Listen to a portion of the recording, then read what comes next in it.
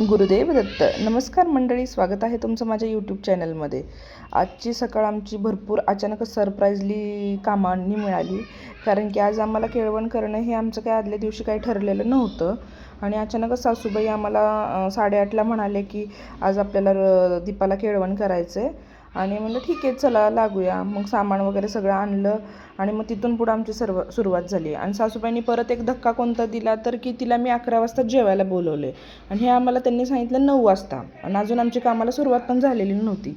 मग तिथनं पुढं आमची गडबड सुरू झाली. इकडं मी आमरस वगैरे म्हणजे व्हेजच मेनू होता आमचा आजचा. आणि मग पटपट सगळं कामाला घेतलं. मग आमरस वगैरे करायचं होतं. आमरस मग मेनू वगैरे ठरवला डिस्कशन करून की नेमकं काय करायचं आहे. मग आंबे तर आणले होते, मग आमरस फिक्स होता. मग मी आंबे वगैरे स्वच्छ धुवून घेतले. मग आमरस वगैरे करायला सुरुवात केली.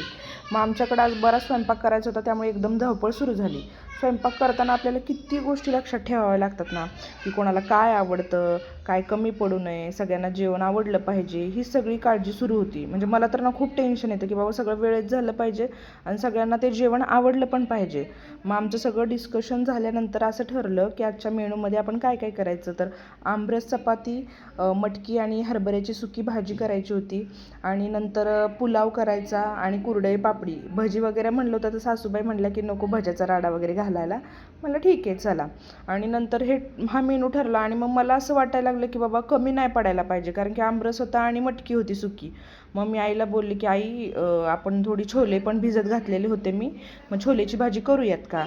मग त्या ठीक बोलल्या. म्हटलं संध्याकाळी पण म्हणजे आपल्याला होऊन जाईल, म्हणजे संध्याकाळी काय स्वयंपाक करायची गरज नाही, कारण की दिवसभर एवढं काम केलं ना, परत संध्याकाळी स्वयंपाक करायला म्हणजे मला तर फार कंटाळा येतो. आणि जाऊबाई पण म्हणल्या ठीक आहे, दोन्ही टायमाचं आपण एकत्र करूया, लागल्या तर आपण चपात्या वगैरे संध्याकाळी करता येतील.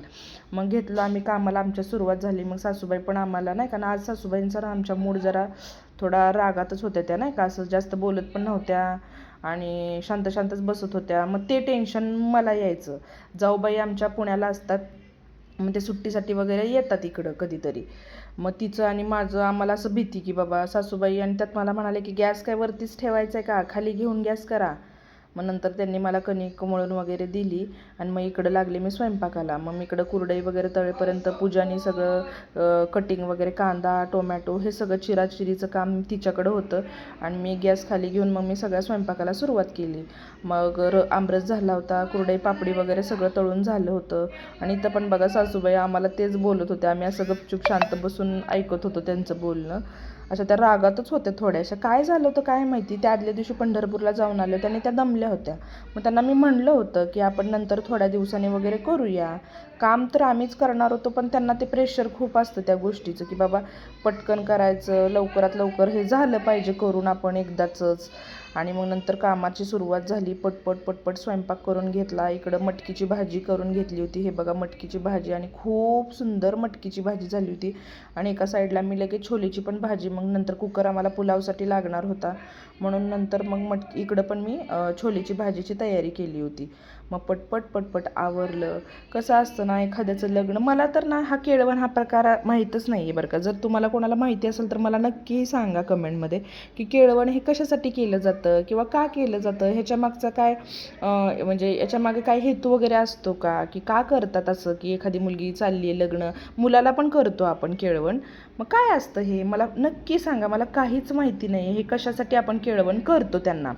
आणि नंतर मग मला ना अशा घरगुती कार्यक्रमामध्ये ना असं वेगळाच आनंद मिळतो. म्हणजे मी खूप एक्सायटेड असते की असं घरात खूप येणार असतील तर मी खूप आनंदाने स्वयंपाक करते.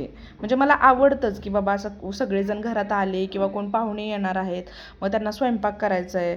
मग कंटाळा येतो, काम करताना कंटाळा येतो, पण मला जेव्हा सगळे एकत्र बसून मग मी केलेल्या स्वयंपाकाचं ज्यावेळेस कौतुक होतं ना, तेव्हा मला म्हणजे नाही का माझी सगळी मेहनत वसूल झाल्यासारखी वाटतं खरं तर. मग इकडं चपात्या वगैरे पूजा लाटून देत होती आणि मी खाली बसून भाजत होते. बऱ्याचशाच चपात्या मी केल्या होत्या. नंतर ती म्हणली की आता माझा हात दुखायला लागला चपात्या, मग नंतर मी पण थोड्याशा चपात्या लाटून वगैरे दिल्या. आणि मग इकडं तेवढ्यात नवरीबाईचं तर आगमन झालेलंच होतं. मग मी पटपट ताटं वगैरे करून घेतली. आणि मग सगळ्यांनी आम्ही छान असं म्हणजे नवरीनी माझे दीर वगैरे आले होते, दोन नंदा आल्या होत्या. आणि मग सगळ्यांनी, हे काय घरातलंच आमचं रिलेशन आहे त्यामुळे असं काही वेगळ्या काही लई फॉर्मॅलिटी करायच्या नव्हत्या, म्हणून आम्ही पण साध्याच, म्हणजे आम्ही गाऊनवरच होतो सकाळपासून, ते अचानकच आले तेव्हा. म्हटलं ठीक आहे चला घरातले. आणि तेवढ्यात एक सरप्राईजली माझी मावस बहीण आणि माझी मावशी पण आली. सगळ्यांचं जेवण वगैरे छान झालं, आम्ही पण जेवण करून घेतलं. चला तर मग तुम्हाला हा व्हिडिओ कसा वाटला, हा व्लॉग तुम्हाला कसा वाटला नक्की कमेंटमध्ये सांगा. आणि व्लॉग आवडल्यास व्हिडिओला लाईक करा, शेअर करा आणि सबस्क्राईब करा.